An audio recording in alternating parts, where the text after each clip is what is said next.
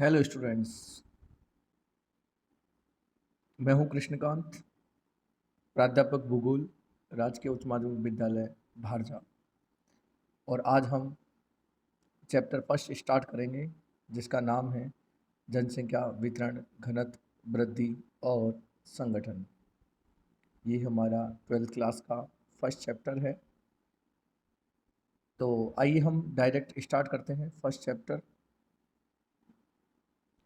सबसे पहले बात करते हैं हम जनसंख्या किसे कहते हैं। तो क्षेत्र विशेष में रहने वाले लोगों की संख्या को हम जनसंख्या कहते हैं। लोगों की संख्या क्षेत्र विशेष, जैसे कि आप किसी न किसी गांव में रहते हो, तो वह गांव, जिस गांव में आप रहते हो, वह गांव एक क्षेत्र हो गया। और उस गांव की जनसंख्या, लोगों की संख्या उस गांव की जनसंख्या हो गई। जैसे हमारा पूरा देश एक क्षेत्र हो गया और यहाँ निवासित लोगों की जो संख्या है वो हमारे देश की जनसंख्या हो गई। तो क्षेत्र विशेष में रहने वाले लोगों की संख्या को हम जनसंख्या कहते हैं।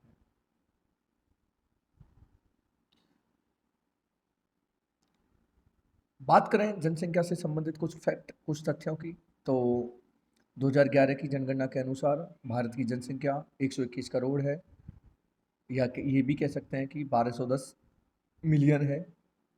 और जनसंख्या के संदर्भ में भारत चीन के बाद दूसरा स्थान रखता है।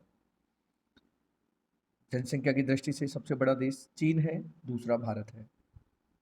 जबकि भारत क्षेत्रफल की दृष्टि से 7वां स्थान रखता है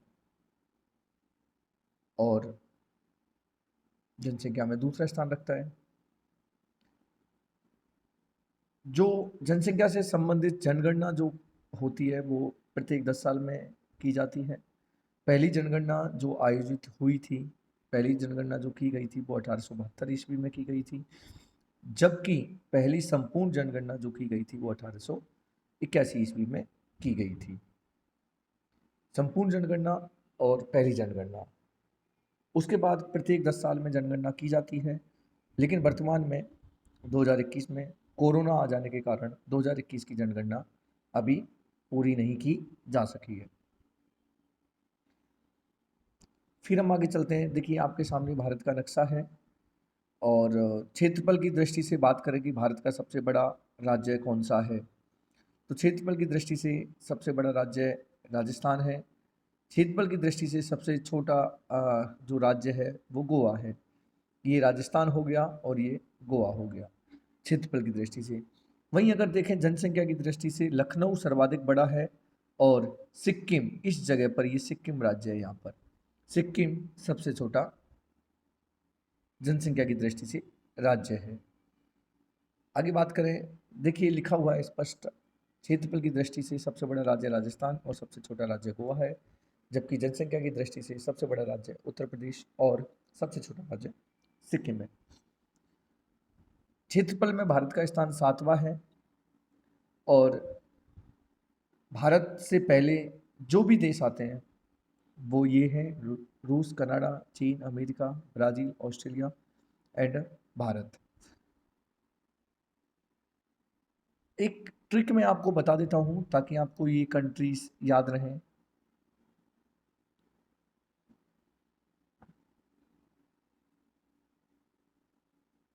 रुक, चीन, अब आया भारत। तो कितनी अच्छी ट्रिक है। रू, रू फॉर रूस, के फॉर कनाडा, चीन, A for Australia, B for Brazil, आ फॉर ऑस्ट्रेलिया एंड इंडिया। रुक, चीन, अब आया भारत। याद रहेगा, रुक, चीन, अब आया भारत। रशिया, कनाडा, चीन, America, Brazil, Australia, then India. तो क्षेत्रफल की दृष्टि से भारत का स्थान 7वां है, जबकि जनसंख्या की दृष्टि से भारत का स्थान दूसरा है। अब यहाँ से हमारा टॉपिक स्टार्ट होता है, जनसंख्या वितरण।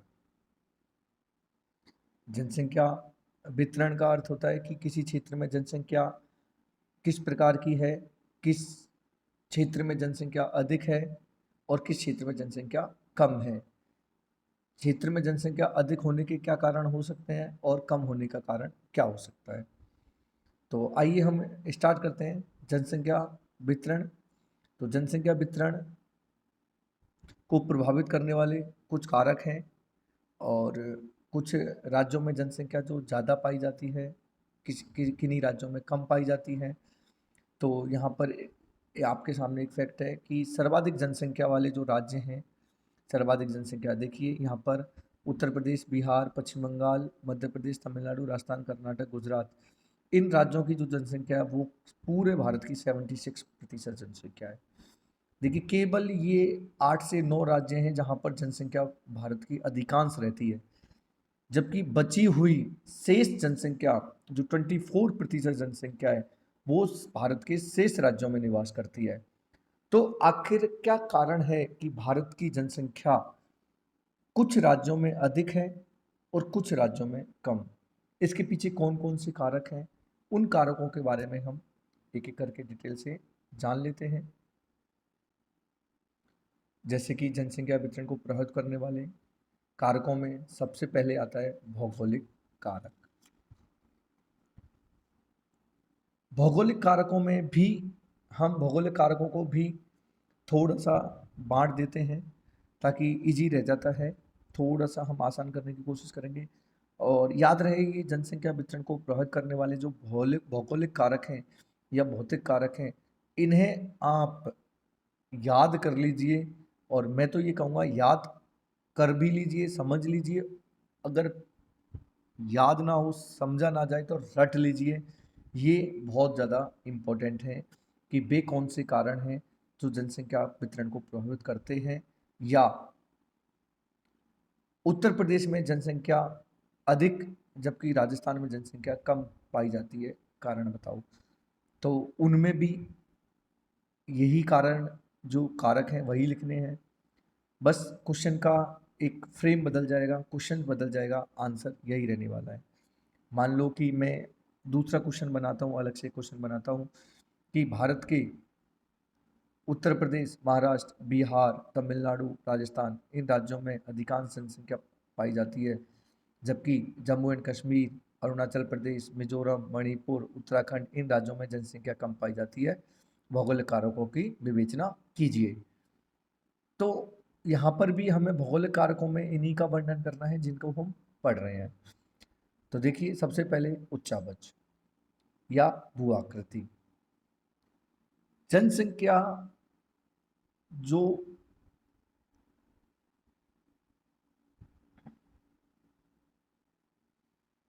तो सबसे पहले जनसंख्या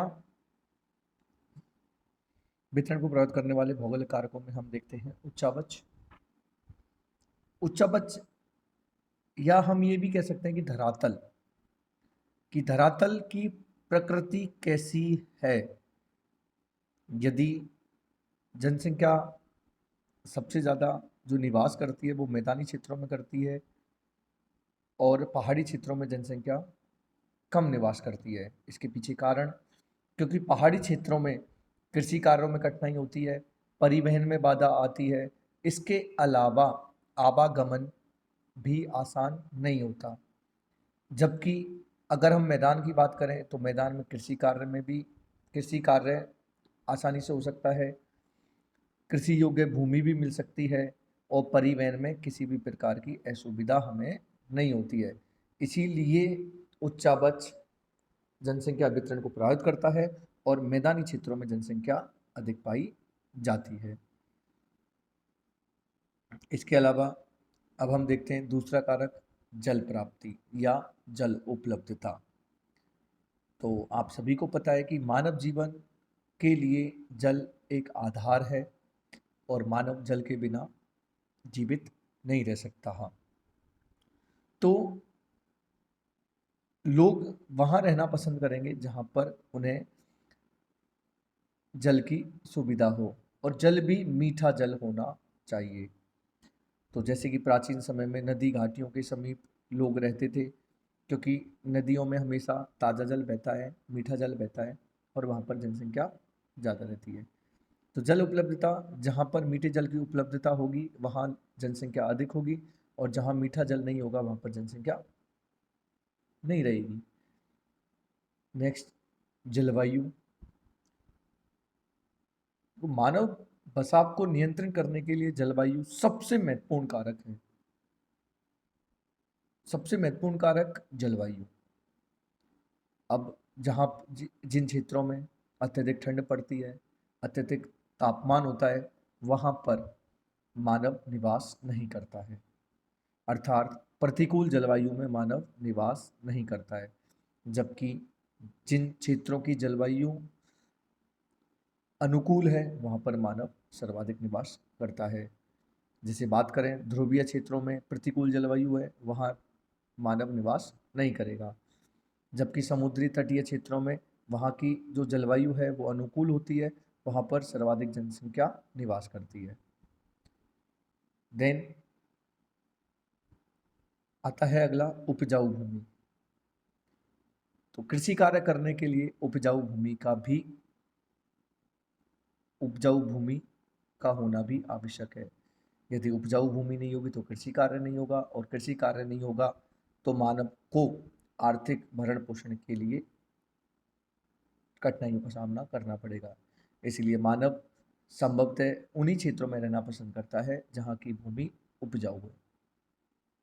देन आर्थिक कारक। आर्थिक कारकों में औद्योगिकीकरण एंड नगरीकरण।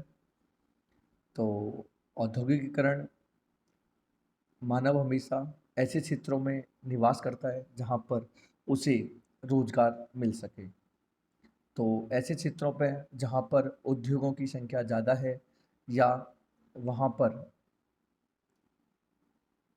ज़्यादा से ज़्यादा नगरीकरण हुआ है, मतलब जिन क्षेत्रों में नगर में जनसंख्या का जमाव हो रखा है, ऐसे क्षेत्रों में मानव रहना पसंद करेगा।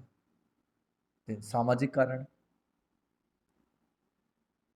जनसंख्या के संकेंद्रण में सामाजिक, मनोवैज्ञानिक, धार्मिक और सांस्कृतिक ये भी कारक बहुत महत्वपूर्ण है, क्योंकि इन कारकों में सामाजिक संगठन, सामाजिक संरचना, रीति रिवाज, चिकित्सा, जातिवाद, धार्मिक, चिकित्सा सुविधाएं आदि भी जनसंख्या वितरण को प्रभावित करती हैं। तो ये कुछ जनसंख्या वितरण को प्रभावित करने वाले कारक हैं, जिनमें से सबसे ज़्यादा इम्पोर्टेंट भौतिक कारक और उसके बाद आर्थिक कारक इम्पोर्टेंट हैं। तो आपको जनसंख्या वितरण को प्रभावित करने वाले भौगोलिक कारकों में उच्चावच, जल उपलब्धता, जलवायु और उपजाऊ भूमि को याद करना है। इसके अलावा आर्थिक कारकों को भी आपको ध्यान में रखना है। सामाजिक कारक, ऐतिहासिक कारक, राजनीतिक कारक, धार्मिक कारक, इनको आप यदि एक बार नज़रअंदाज कर देते हो तो ज़्यादा इफेक्ट नहीं होगा।